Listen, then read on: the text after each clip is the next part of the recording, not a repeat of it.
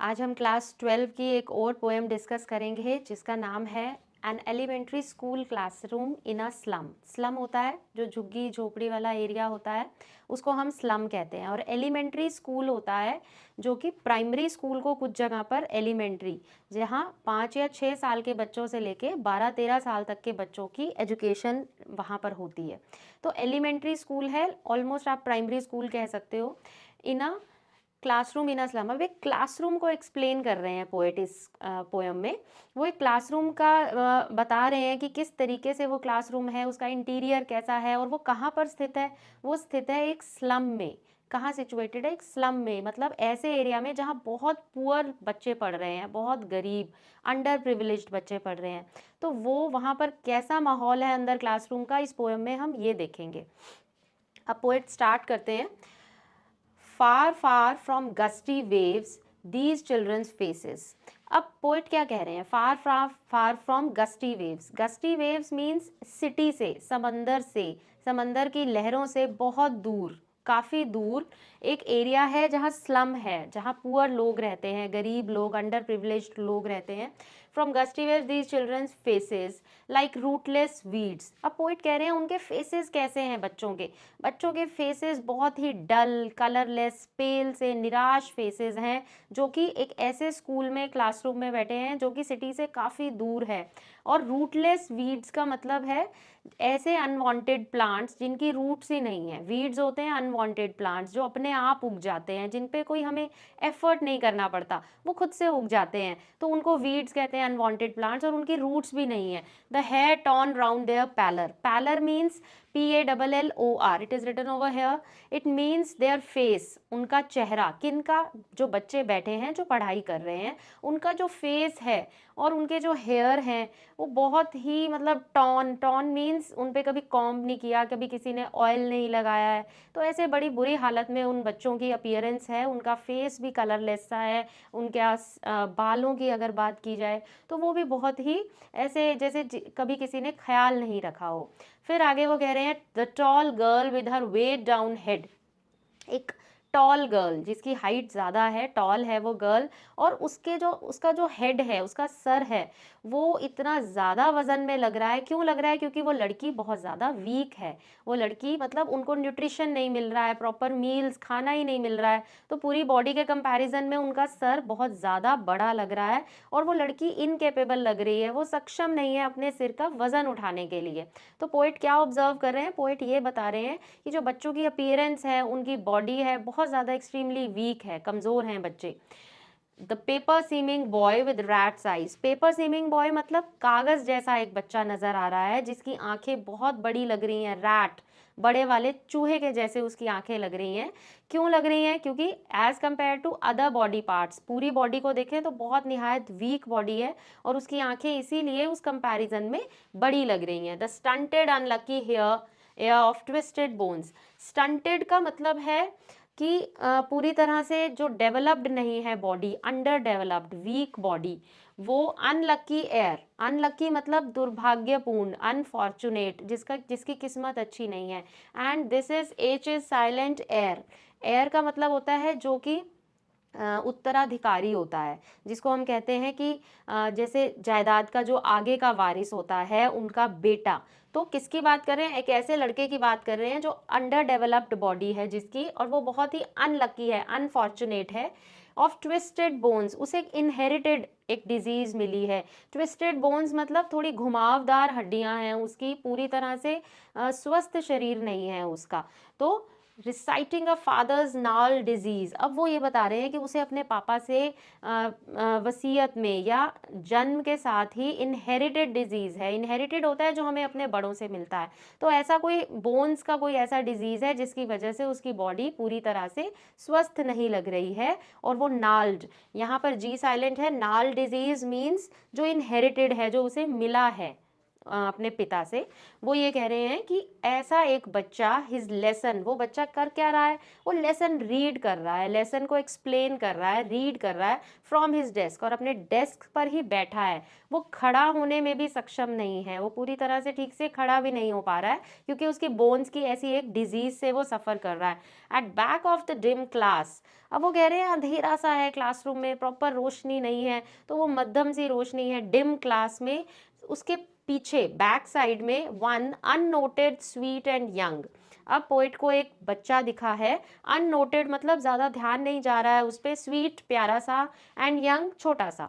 His eyes live in a dream, उस प्यारे से बच्चे की आंखों में एक ड्रीम नजर आया पोइट को, ऑफ स्क्विरल्स गेम, कि वो गिलहरियों के साथ खेल रहा है। कैसा ड्रीम देख रहा है बच्चा, जो बच्चा पीछे बैठा है back at back of the dim class, वो बच्चा सोच रहा है कि मैं गिलहरियों के साथ खेल रहा हूँ। गिलहरी किसको आप डिनोट कर रहे हो यहाँ पे, गिलहरी मीन्स ग्रीनरी। गिलहरियाँ जो होती हैं, स्क्विरल्स होती हैं, वो पेड़ों में, वहाँ पर ग्राउंड्स में होती हैं। तो वो एक ड्रीम देख रहा है कि मैं भी ओपन स्पेस में गिलहरी के साथ खेल रहा हूँ। In tree room, tree room means where so many trees are there around, बहुत सारे पेड़ हैं जहाँ पर। Other than this, other than this मतलब इस जगह से अलग। अब ये कौन सी जगह है, ये तो एक कंजस्टेड सा स्लम एरिया है, बहुत तंग, जिसमें झुग्गियां हैं बहुत सारी, और कहीं कोई खाली स्पेस नहीं है, ग्रीनरी नहीं है, फ्रेश एयर नहीं है, पोल्यूशन ही पोल्यूशन है, जहाँ स्काई भी नहीं दिखता है, सिर्फ टिन की रूफ्स, जो छतें बनी हुई हैं टिन की, वो ही नज़र आती हैं। तो वो बच्चा मन ही मन सपना देख रहा है कि मैं एक खुली जगह में, जहाँ ग्रीनरी हो, जहाँ छोटे छोटे एनिमल्स हों, स्क्विरल हो, मैं उनके साथ खेल रहा हूँ। तो आगे बढ़ते हैं नेक्स्ट पैरा पर। ऑन सार cream walls donations Shakespeare's head. अब सार क्रीम वॉल्स का मतलब है जो दीवारों का कलर है उस क्लासरूम में, वो बहुत ही ऐसे फेड सा, क्रीम सा, ऑफ वाइट सा है कि सालों से, बहुत समय से किसी ने उन दीवारों को पेंट नहीं किया है। डोनेशंस, डोनेशंस मीन्स जो लोग, अमीर लोग आके दान कर जाते हैं, ऐसी पेंटिंग्स या ऐसी वॉल हैंगिंग्स वहाँ पर उसे नज़र आ रही हैं दीवारों पर पोइट को। शेक्सपियर्स हेड, अब उन्हीं पेंटिंग्स में 3 पेंटिंग्स का यहाँ पर जिक्र है। एक पेंटिंग में शेक्सपियर का हेड दिखाया गया है, मीन्स उनका फेस दिखाया गया है, और सेकेंड पेंटिंग में एक बहुत ब्यूटीफुल फ्लावर्स से ज़्यादा भरी हुई वैली दिखाई गई है, जो कि बहुत ब्यूटीफुल वैली है। वैली होता है जो एक खाड़ी होती है जिसमें बहुत ब्यूटीफुल लैंडस्केप होता है, जो हमें नज़र आता है, बहुत ब्यूटीफुल नज़ारा होता है। और तीसरी जो हैंगिंग पेंटिंग है वो दिखाई गई है वर्ल्ड मैप की, सारे दुनिया के मैप की। तो 3 पेंटिंग्स है, शेक्सपियर का फेस और एक beautiful valley and world map. अब पोइट इनके बारे में बात कर रहे हैं। पोइट कहते हैं cloudless at dawn civilised dome riding all cities, मतलब वो कह रहे हैं कि मॉर्निंग का जो सीन होता है, डॉन मतलब जब सनराइज का टाइम होता है, क्लाउडलेस मतलब जब बादल नहीं है, स्काई बिल्कुल ओपन है। तो वो कह रहे हैं कि सिविलाइज डोम राइडिंग ऑल सिटीज, सिविलाइज डोम का मतलब है जहाँ शहरों में, शेक्सपियर के हेड की बात हो रही है। अब शेक्सपियर का जो हेड है उस पे बाल कम है, जिसकी वजह से वो ऐसा नजर आ रहा है कि सूरज उग रहा है, डॉन का टाइम है। तो शेक्सपियर का हेड किसको डिनोट कर रहा है, कि राइजिंग सन को और इंटेलिजेंट वर्ल्ड को। शेक्सपियर को बहुत इंटेलिजेंट माना गया था, तो इसीलिए वो पेंटिंग बहुत इंटेलिजेंट वर्ल्ड को डिनोट कर रही है। और वो कह रहे हैं कि उनका जो हेड है जिस पर बाल नहीं है या बाल कम है, वो सारा इंटेलिजेंट वर्ल्ड जो भी है उसको रिप्रेजेंट कर रहा है। डोम होता है गुंबद, जो कि उनके सिर के लिए यूज किया है। गुंबद होता है जैसे गुरुद्वारे के ऊपर एक गोल गुंबद दिखता है हमें, तो उनके सर को एक, पहले तो राइजिंग सन की तरह बताया और फिर गुंबद की तरह बताया है कि वो इंटेलिजेंट वर्ल्ड को रिप्रेजेंट कर रहा है। देन कम्स बेल्ड फ्लावरी, बेल्ड का मतलब है जैसे जो वैली की बात की गई है, जिस वैली में बहुत सारे फ्लावर्स हैं, बहुत ब्यूटीफुल लैंडस्केप है, वहाँ काउज भी ग्रेज कर रही हैं, एनिमल्स ग्रेज कर रहे हैं, शीप, गोट, काउ, और उनके गले में मे बी कोई बेल बंधी हुई है जिनसे वो चल रहे हैं, तो बेल की टिंकलिंग की साउंड आ रही है। तो वो कह रहे हैं बेल्ड वैली, बेल्ड फ्लावरी मीन्स घंटियों की आवाज़ आ रही है, टिंकलिंग की साउंड आ रही है, बहुत सारे फ्लावर्स हैं, and the name of the valley is tireless valley. तो बहुत ब्यूटीफुल वैली की बात की है दूसरी पेंटिंग में, जो कि किसी रिच पीपल ने, मे बी किसी लोगों ने डोनेट की है उनके क्लासरूम के लिए। Open handed map awarding the world it's world, open handed map means तीसरी चीज, तीसरी पेंटिंग जो उन वहाँ सीनरी नजर आ रही है वो वर्ल्ड मैप की है। वर्ल्ड मैप पूरी दुनिया का मैप दिखाया गया है कि दुनिया में कौन कौन सी जगह कहाँ कहाँ पर है। And yet for these children these windows not this map their world where all their futures painted with a fog. अब पोइट कह रहे हैं कि कैसी आयरनी है कि ऐसी अनहाइजीनिक प्लेस, इतनी कंजस्टेड सी प्लेस में ये इस तरह की 3 पेंटिंग्स जो किसी ने डोनेट की हैं वो बहुत इररेलेवेंट है उन बच्चों के लिए। पहली चीज़, शेक्सपियर का फेस या उसका हेड, अब इतने इंटेलिजेंट वो बच्चे नहीं हैं, ठीक है, तो शेक्सपियर को क्यों वहाँ पर ऐसी पेंटिंग क्यों लगाई गई जहाँ उनका इंटेलिजेंस से तो लेना देना ही नहीं है, because they are starving for essentials. उनको तो अपने एसेंशियल्स, पूरा खाना और ये सब ही नहीं मिल रहा है, हाइजीनिक प्लेस नहीं मिल रहा है, प्रॉपर क्लोथिंग नहीं मिल रही है, तो उनको इंटेलिजेंस से क्या लेना देना, वो तो अपने खाना ही उनको पूरा मिल जाए वो भी उनके लिए बड़ी बात है। तो वो कह रहे हैं कि ये उनके लिए फिजूल है शेक्सपियर की पेंटिंग, प्लस एक ब्यूटीफुल वैली, इतना बड़ा सुंदर लैंडस्केप उनको दिखाने का कोई मतलब नहीं है बच्चों को, क्योंकि वो बच्चे तो एक स्लम एरिया में रहते हैं जो कि बहुत ही तंग जगह है, उनके बहुत छोटे छोटे से ऐसे घर बने होते हैं टूटे फूटे कच्चे से, उनको तो वो वैलीज, उनको तो स्लम एरिया से बाहर ही नहीं वो कभी निकले, तो वो क्या करेंगे ऐसी वैलीज को देख के। तीसरी चीज वो कहते हैं कि वर्ल्ड मैप। अब वर्ल्ड मैप बच्चों को दिखा रहे हैं जिनका संसार ही वो झुग्गी झोपड़ी का एरिया है, इससे बाहर तो वो कभी गए ही नहीं है। तो पोएट थोड़ा सा यहाँ पर कटाक्ष कर रहे हैं कि ऐसी लोग क्यों डोनेशन देके जाते हैं, ऐसी रिलेवेंट चीज़ें इन बच्चों को क्यों दिखाते हैं कि ये उनके सपने देखें, क्योंकि इनका जो रियलिटी है वो स्लम एरिया है, they all their futures painted with a fog, उनका भविष्य फॉग से पेंट किया हुआ है। फॉग होता है जब ओस धुंध सी होती है सर्दी में, जब कुछ भी क्लियरली विजिबल नहीं होता है, सब कुछ ब्लर धुंधला नजर आता है, तो वो यही कह रहे हैं पोएट कि इनकी जिंदगियां तो बहुत धुंधली हैं, इनको तो कुछ मिलता ही नहीं है क्लियरली, ना खाना ना बाकी एसेंशियल थिंग्स, तो इनको ऐसे सपने दिखाने से, वैलीज दिखाने से, मैप दिखाने से या शेक्सपियर का के बारे में इंस्पिरेशन देने से इनको कोई फायदा नहीं है। तो आगे बढ़ते हैं। A narrow street sealed in with a lead sky. Narrow street, तंग गली, काफी तंग गली, अब वहां पर सब कुछ ही कंजेस्टेड था, बहुत तंग था, भीड़ा सा था।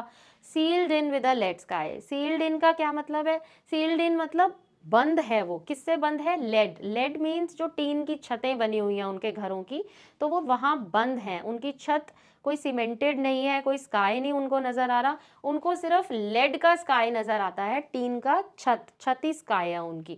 फार far from rivers, capes and stars of words. अब वो कह रहे हैं वो बच्चे बहुत दूर हैं, किससे दूर हैं, नदियों से, क्योंकि नदियां खुले मैदानों में होती हैं, तो रिवर्स उन्होंने कभी नहीं देखी, केप्स, आइलैंड्स कभी नहीं देखे। आइलैंड कहाँ होते हैं, बड़े बड़े समंदर या ओशंस के आसपास वहाँ होते हैं, उनके अंदर बीच में स्थित होते हैं, तो वो बच्चों ने कभी नहीं देखे हैं, वो उनसे बहुत दूर हैं। And stars of words, stars of words का मतलब इंटेलिजेंस, वर्ड्स ऑफ विजडम, समझदारी की बातें, समझदारी के शब्द, इन चीज़ों से वो बहुत ही दूर हैं। तो वो कह रहे हैं कि इन बच्चों को ऐसी पेंटिंग सीनरीज दिखाने का कोई मतलब नहीं है जिन बच्चों ने ऐसा कुछ कभी देखा ही नहीं है। Surely Shakespeare is wicked, the map a bad example. अब वो कह रहे हैं कि शेक्सपियर की पेंटिंग वहां लगाना, विकेड मीन्स उनके लिए वो क्रूअल है, कनिंग है, उनके लिए शेक्सपियर इंटेलिजेंट नहीं है, वो यही समझेंगे कि शेक्सपियर की पेंटिंग लगाना इज अ बैड एग्जाम्पल, क्योंकि वो अगर शेक्सपियर बनना भी चाहेंगे तो बन नहीं पाएंगे। With ships and sun and love tempting them to steal. अब उन्हीं पेंटिंग्स में उन्हें शिप्स नजर आ रहे हैं बच्चों को, जो वो डोनेशन वाली पेंटिंग्स हैं जो स्लम क्लासरूम में लगी हुई हैं, अब बच्चे अगर उनमें शिप्स देखेंगे, सूरज देखेंगे उगता हुआ, या लव देखेंगे, तो टेम्पटिंग, टेम्पटिंग मतलब उन्हें लालच होगा, बच्चों को लालच होगा इन सब चीज़ों को पाने का। एंड देम टू स्टील, फिर वो अनफेयर मीन्स फॉलो करेंगे। अब बच्चे अगर उन चीज़ों को पाना चाहेंगे तो क्या होगा, वो अनफेयर मीन्स मतलब अनएथिकल तरीके, चोरी करना, डाका डालना, इन चीज़ों को करके वो ऊपर उठना, प्रोग्रेस करने की कोशिश करेंगे, जो कि गलत होगा।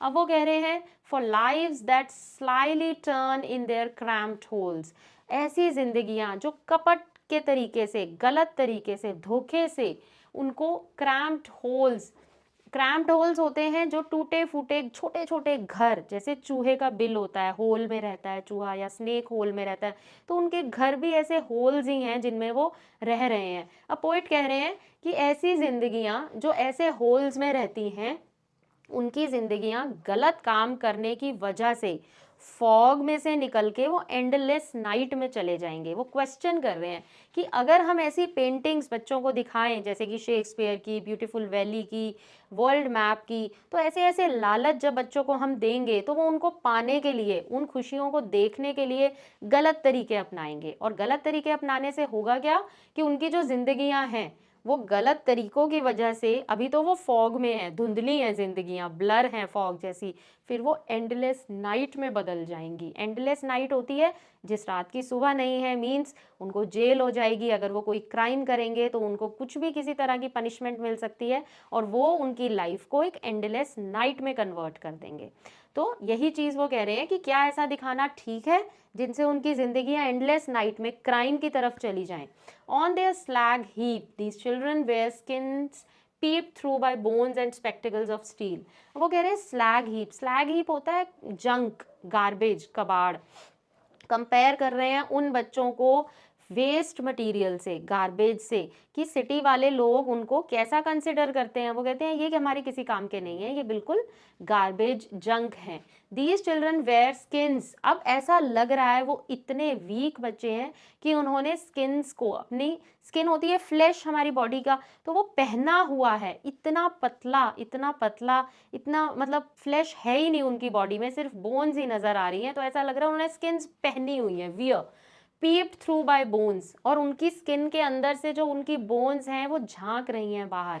पीप्ड थ्रू, झांकना, by bones and spectacles of steel, और उन्होंने चश्मे लगाए हुए हैं टूटे फूटे से, विद मेंडेड ग्लास, मतलब कांच किसी का टूटा है ठीक कराया हुआ है, like bottle beads on stones, जैसे बॉटल्स होती हैं उनके ऊपर जो ढक्कन होता है स्टोन का होता है, वो मैचिंग नहीं होता है, अलग से नज़र आ रहा होता है। तो वही चीज़ वो ये कह रहे हैं कि ऐसे ही चश्मे लगाए हैं जो कहीं से कुछ मैच नहीं हो रहा है, स्टील के टूटे फूटे फ्रेम्स हैं, और ग्लास भी ऐसे ही किसी में क्रैक है, और बच्चे बहुत वीक हैं जिनकी हड्डियाँ स्किन में से बाहर झांक रही हैं। हम काउंट कर सकते हैं, देख सकते हैं कि इसका स्केलेटन, अंदर की जो बोन्स हैं वो कवर्ड ही नहीं है स्किन से। All of their time and space are foggy slum. अब वो सिर्फ और सिर्फ क्या देखते हैं पूरी लाइफ अपनी, उनका जो स्पेस है, उनका जो टाइम है, उन्होंने जो देखा है आज तक, वो सिर्फ धुंधली झुग्गी झोपड़ियाँ, फॉगी स्लम्स।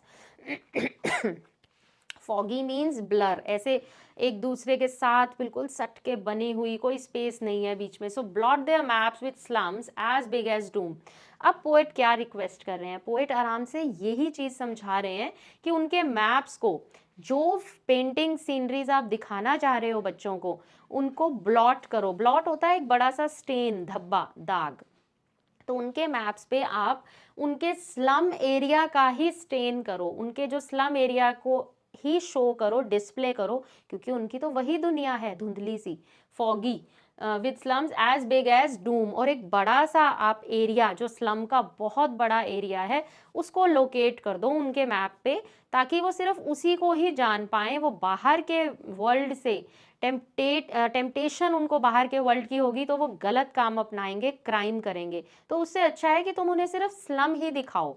तो उनके जो मैप्स हैं उन पे एक ऐसा बड़ा सा डॉट लगाओ, बहुत बड़ा, जो कि उनके स्लम्स को ही दर्शाए और किसी चीज को नहीं। Unless governor, inspector, visitor, this map becomes their window and these Windows.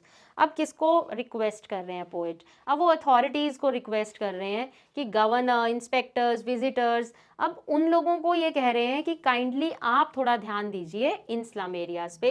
This map becomes their window and these windows that shut up on their lives like catacombs. अब वो कह रहे हैं कि जो इन तरीके के मैप्स है ना, वो उनकी खिड़की बन सकते हैं, means becomes their window and these windows that shut up on their lives like। अब वो कह रहे हैं उन्होंने खिड़की से बाहर सिर्फ स्लम्स देखे हैं, सिर्फ झुग्गी झोपड़ी देखे हैं, और इन खिड़कियों से बाहर वो कभी गए ही नहीं हैं, उन्होंने कुछ नहीं देखा है। अब कैटाकॉम्स होता है वो एरिया जहाँ पर डेड बॉडीज को बरी किया जाता है। तो वो कह रहे हैं कि ऐसा एरिया ऐसा एरिया जो कि उनके मरने का स्थान ना बन जाए। ये जो स्लम्स हैं यहीं ये ख़त्म भी हो जाएंगे, जी भी यहीं रहे हैं, मर भी यहीं जाएंगे। तो इसलिए कि उन सबको वो रिक्वेस्ट कर रहे हैं कि अथॉरिटीज़ काइंडली ध्यान दें that shut up on their lives like catacombs, कि उनकी जो ज़िंदगी है स्लम एरिया में वो बहुत ही ज़्यादा ऐसे सफोकेटेड सी है, दबी सी हुई है, कि उनकी यही रहने का स्थान ही उनके मरने का स्थान भी बन सकता है। Break o break open till they break the town and show the children to green fields. अब वो कहते हैं कि इन सब चीज़ों को तोड़ दीजिए।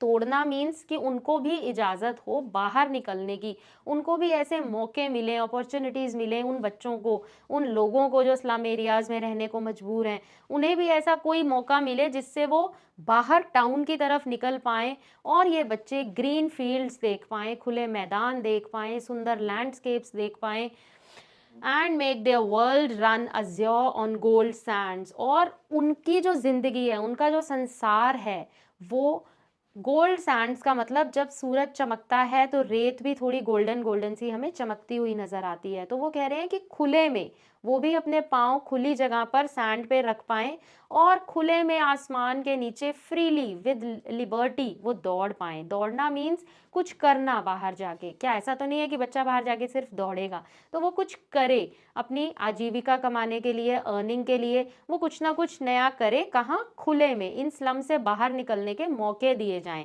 या इन स्लम्स को थोड़ा इम्प्रूव कर दिया जाए।